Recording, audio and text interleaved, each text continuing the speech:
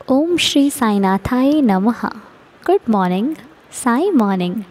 आइए करते हैं एक नया दिन फिर से शुरू। आइए मिलकर एक नए दिन की शुरुआत फिर से करते हैं। बाबा से प्रार्थना करते हैं, अरदास करते हैं और उनके श्री चरणों में बैठकर आज का दिन शुरू करते हैं। आइए उनकी आज्ञा लेते हैं। बाबा के पास बैठकर उनसे बहुत सारी बातें करते हैं और फिर करते हैं इस नए दिन की प्यारी सी शुरुआत।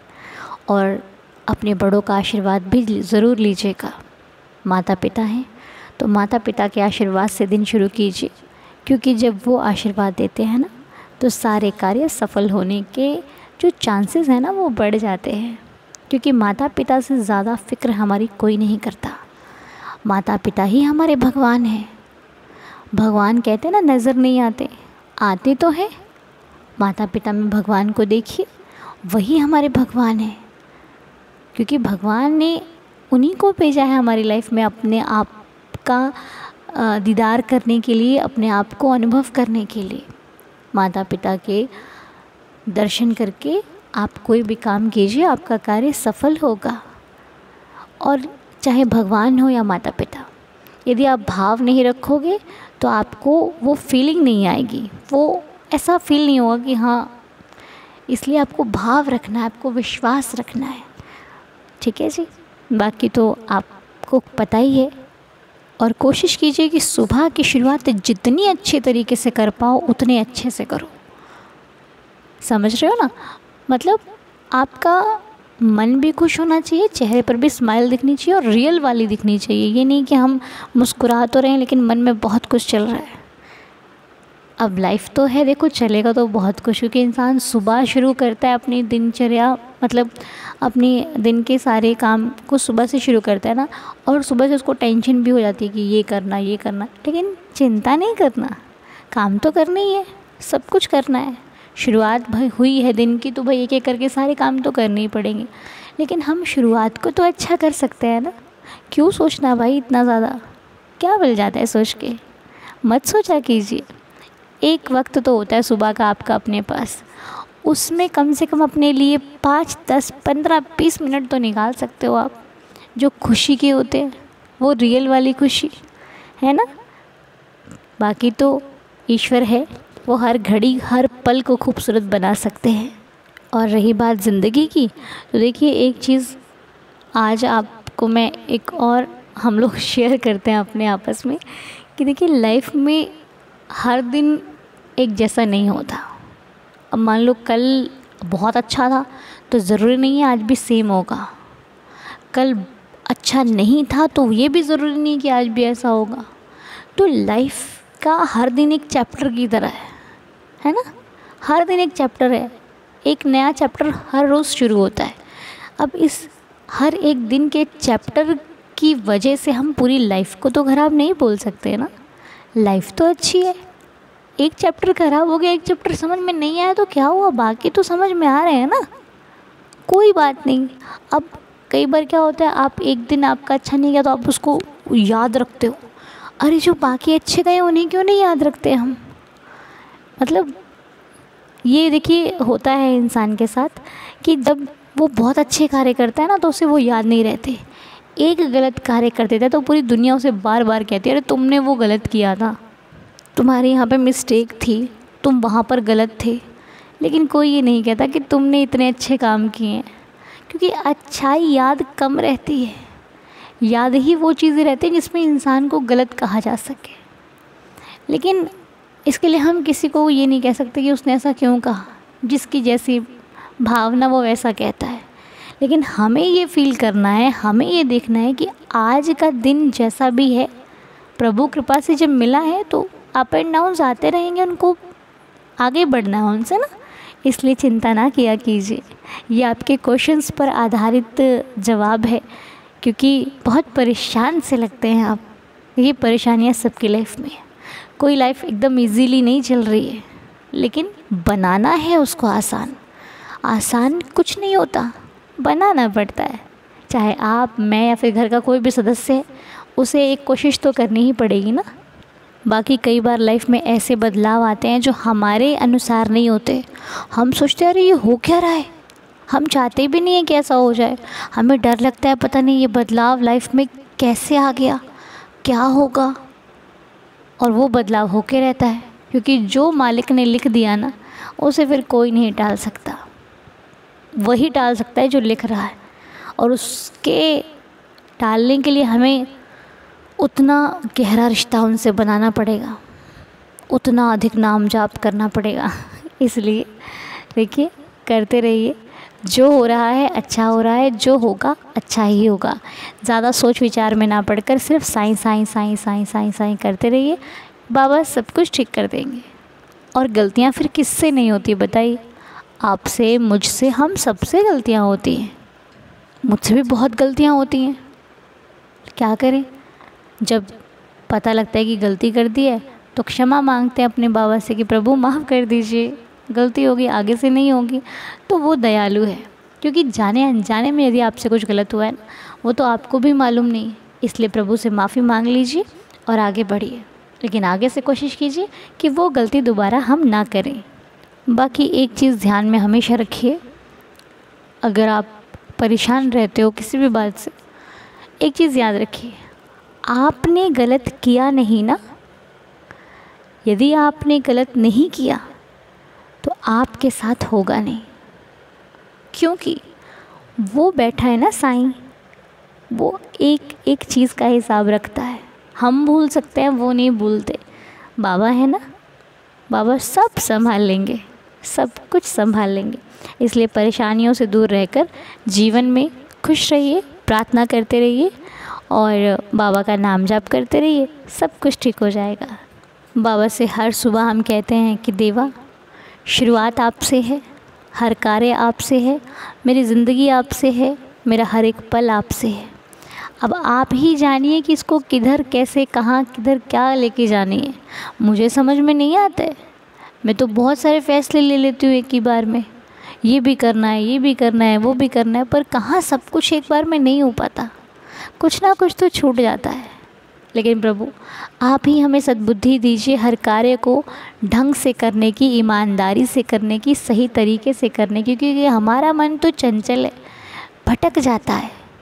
एक बात को सोचते हैं तो पूरा दिन सोचते सोचते चले जाते हैं, ख़त्म ही नहीं होती वो सोच। लेकिन आप रहम नज़र कीजिए, कृपा कीजिए, ताकि हम अपने इस जीवन में अपने आप को भी मजबूत बना सकें और अपने परिवार के लिए भी सदैव खड़े रहें, ताकि उनकी ताकत हम बन पाएँ। क्योंकि कहते हैं परिवार में एक सदस्य ऐसा ज़रूर होना चाहिए जो आई हुई परेशानी को सभी को छोटा करके दिखाए, क्योंकि बड़ा तो सब दिखाते हैं। वो कहते हैं ना कि इतनी सी बात को इतना बड़ा खींच दिया, करते हैं लोग ऐसा। लेकिन ऐसा बनना है हमें कि इतनी बड़ी बात को ये छोटी सी कर दिया, अपनी टेंशन तो कम करी करी, साथ वालों की भी कम कर दी। हमें वो बनना है, बढ़ाना नहीं है, चिंता को घटाने वालों में से बनना है। बन जाएंगे ना, ज़रूर बनेंगे, क्योंकि जब कोशिश की जाती है तभी प्रयास सफल होता है। कोशिश ही नहीं करी तो फिर हम उसके रिज़ल्ट तक कैसे जाएंगे? नहीं जा पाएंगे ना। बस कोई बात नहीं, बाकी तो भूल चूक प्रभु क्षमा कर देते हैं, आप माफ़ी मांग लिया कीजिए। और हम अपने साईनाथ से प्रार्थना करते हैं, हे देवाधिदेव साईनाथ, बाबा सुबह की शुरुआत कर रहे हैं, कृपा कीजिए, दया कीजिए, रहम नज़र कीजिए। और आपका बहुत बहुत शुक्रिया जो हर दिन, हर पल, हर क्षण में मेरे साथ रहते हो, मेरा मार्गदर्शन करते हो, मुझे सही गलत में अंतर बताते हो, समझाते हो। बाबा आप ही हो जो मेरे दुख और सुख दोनों परिस्थितियों का सहारा हो।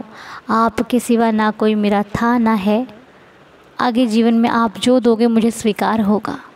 बस इतनी कृपा बना के रखना कि जो भी देना खुद से जुड़ा हुआ देना, जो भी देना अपने अनुसार देना, अपनी तरह देना। मैं जहाँ भी रहूँ, जिस परिस्थिति में रहूँ, आपकी लीलाओं में, आपकी बातों में खोया हुआ रहूँ।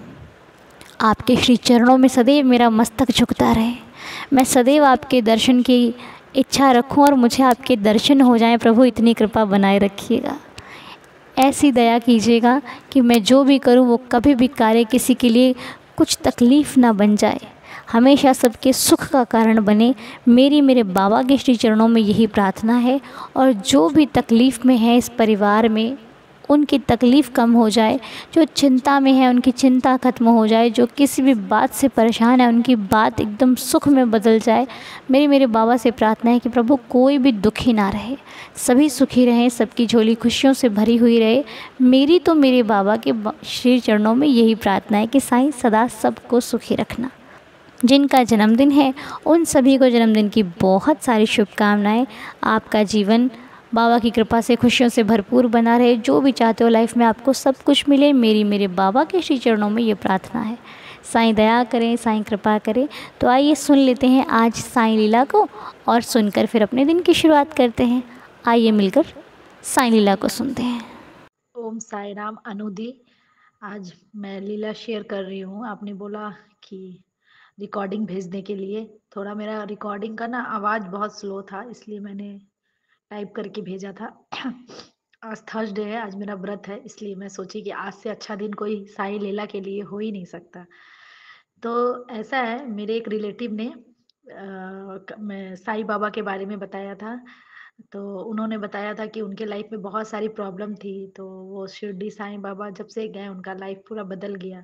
तो वो सुन के मेरा भी लाइफ में काफ़ी प्रॉब्लम चल रही थी, तो मैंने सोचा, मेरे मन में आया कि काश मैं भी जा पाती शिरडी साईं बाबा। तो बाबा की कृपा से मैंने मन मन में सोच ही रहा था कि मैं काश कि बाबा के दर्शन कर पाऊँ, एक बार जा पाऊँ।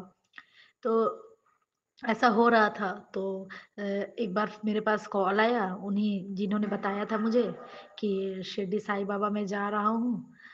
टिकट के बारे में कुछ ऐसा बताया। तो मैंने बोला कि ठीक है,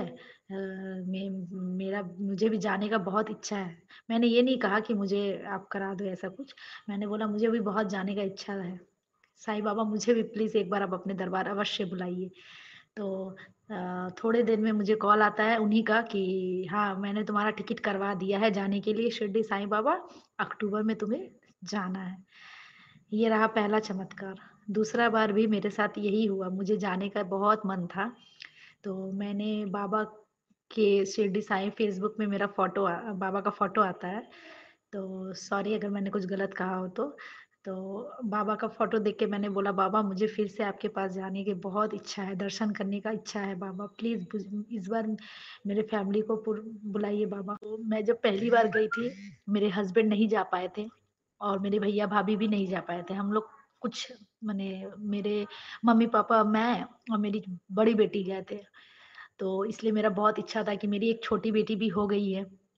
तो इसलिए मैंने बोला, बाबा मुझे मेरे पति को जब मैं फर्स्ट टाइम गई थी बहुत मिस कर रही थी कि काश वो भी जा पाते। मेरे भैया भाभी को भी मिस कर रही थी, काश वो भी जा पाते। तो मैंने बाबा को बोला, बाबा अब मैं जब भी आपके पास आऊँ प्लीज़ ऐसा कुछ चमत्कार करना जिससे मेरे पति और जो भी नहीं जा पाए भैया भाभी, ये सबको मैं लेके आऊँ। तो बाबा बोले अच्छा, बाबा का शायद ऐसे ही इच्छा था कि ठीक है। फिर मैं बाबा के जब दोबारा गई तो सब कोई मेरे फैमिली, पूरा फैमिली हम लोग गए। भैया भाभी जिन्होंने फर्स्ट टाइम नहीं गए थे उन लोगों को भी मैंने लेके जाने का प्लान किया। और अनुदी आप विश्वास नहीं करोगे, मैंने जैसे बाबा को कहा था समाधि मंदिर में फर्स्ट टाइम कि बाबा मैं मुझे बहुत खल रहा है कि मेरे हस्बैंड, मेरा भैया भाभी ये लोग नहीं आ पाए हैं। तो कहीं न कहीं मुझे ये अफ़सोस था कि मेरे हस्बैंड भी जा पाते। बाबा प्लीज़ जब भी मैं आपके दरबार में आऊँ, मैं अपने हस्बैंड, बच्चों के साथ ही आऊँ। मेरी एक छोटी-सी बेटी और भी हो गई थी, तो उसको भी लेके जाने का बहुत इच्छा था मेरा। तो मैं दोनों बेटी, मम्मी-पापा, भैया-भाभी मैंने सबको लेके शिरडी साईं बाबा दर्शन को गया। इतना अच्छा दर्शन, इतना अच्छा अनुभव। इस बार बाबा ने तो बहुत सारे चमत्कार मेरे लाइफ़ में किए हैं। और 2 दिन पहले की बात बता रही हूँ अनुदी, 2 या 1 दिन पहले की बात। मैं साईं बाबा का टीवी में शो आता है, ओम साई राम, तो वो देख रही थी।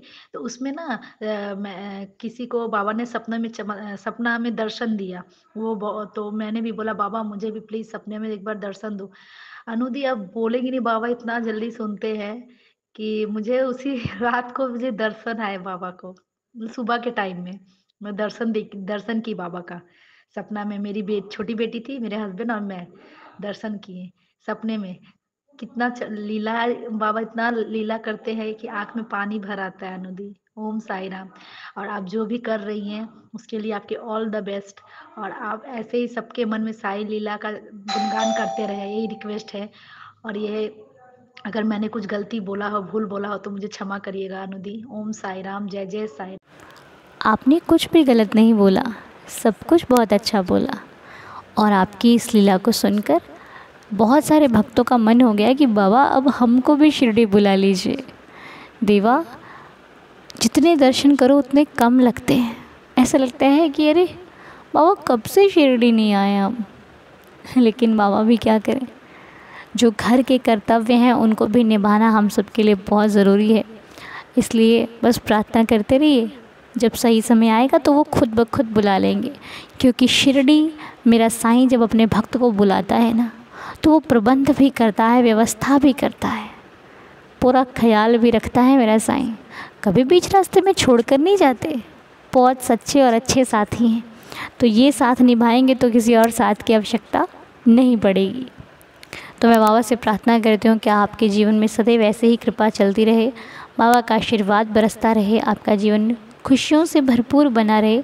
मेरी साईनाथ के श्री चरणों में ये प्रार्थना है कि बाबा जिस प्रकार ऐसी लीला हर भक्त के साथ करते हो, उन पर भी करो। जो शिरडी नहीं आ पा रहे वो भी आपके दर्शनों के लिए शिरडी आए, आपके दर्शन करें और अपने जीवन को सफल बनाएं।